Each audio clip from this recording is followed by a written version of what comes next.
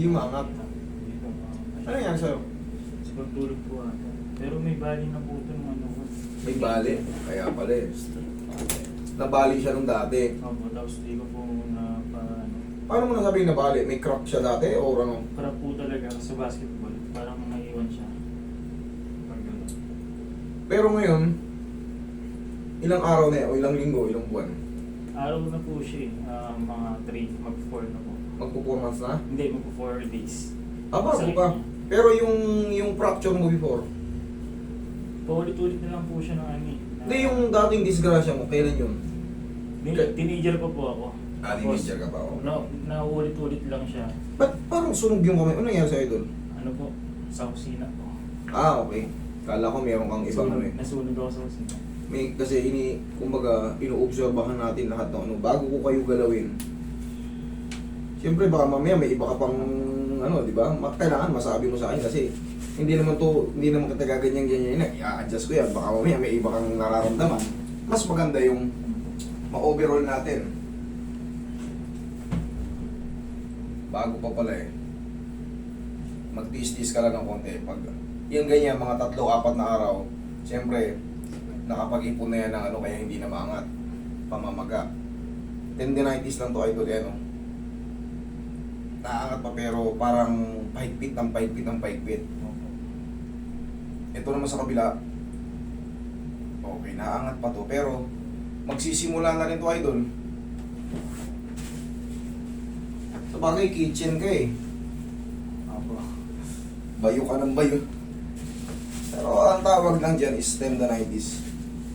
Overuse. Anong sagot dyan? Adjust, pahinga. Tapos. Pero kung in-adjust mo, binugbog mo ulit, siyempre magkaiba yung movement ng ano eh, ng pagluluto eh. Paulit-ulit. Pag nagigisa ka, bugbog sarado ka eh. Pero pagka pinakukuluan na, okay na. Pero pagka haluin ulit, mabigat na. Adjust, pahinga lang to idol. May papasok ka ba? Kailan ang pasok mo ulit? O araw-araw ang pasok mo? Ha? Bukas pa po ng gabi. Bukas ng gabi. Actually po ano eh, galing po akong duty ngayon. Galing ka ba duty ngayon? Ano pa po?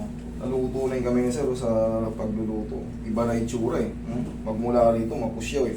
Pagdating dito, o mo, mas maputi siya sa akin pero parang mas maputi na yung kamay ko sa kanya. Sa kamay lang. Sa mukha hindi.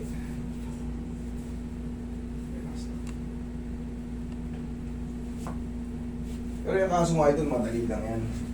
Kailangan lang talaga nito. Kasi overuse to eh. Kailangan lang talaga mapahinga. Madali lang to i-adjust. Baka naipit na sa pagtulog yung pagod. Relax lang.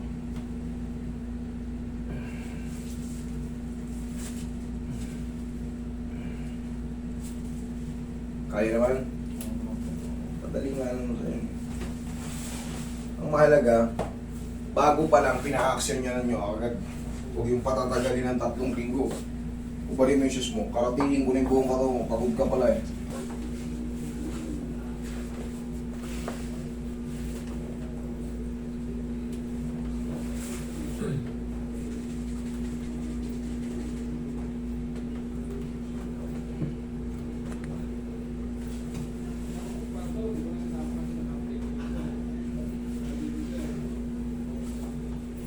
Kaya. Yaya, sir. Yeah, sir. Yaya, sir.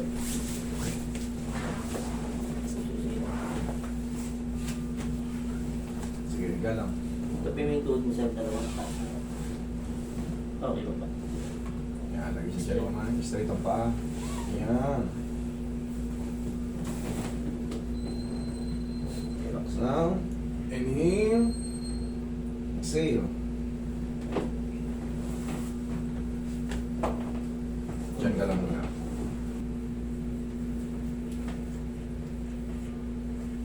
Yan.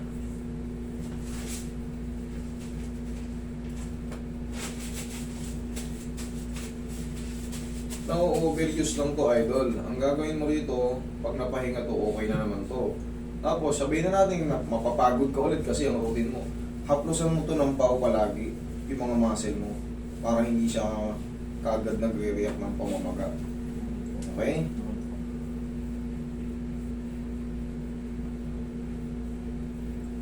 Maghaplos-haplos ka na kasi palaging bugbog yung ano mo. Susunod pati ang kamay mo, idol. Yung mga cook ng mga followers ko, kahit pa paano sa gabi, i-rub-rub nyo yan, ha. Kasi, ano na, ang trabaho ng cook, alam nyo na, bugbog sarado yung kamay, tapos nababasa palagi. Siyempre, hindi ka pwedeng hindi maghugas.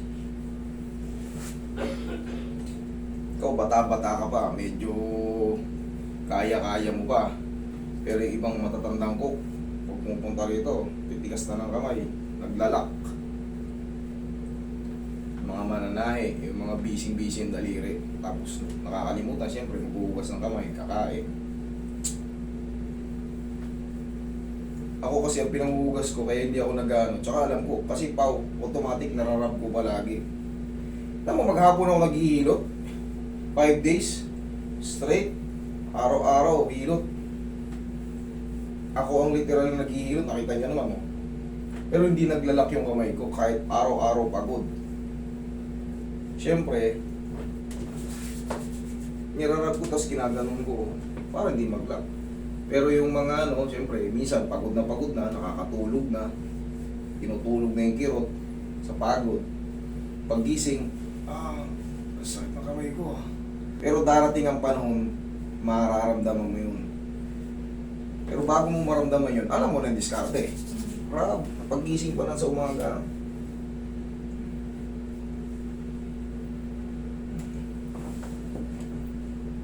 Malambot na yan, idol.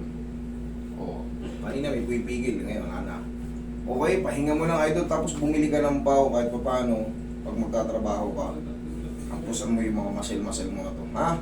Tapos yung kamay mo, medyo pagod na yung kamay mo, itsurang pagod na eh. Ano mo ng pao? Rub mo, sige, rub.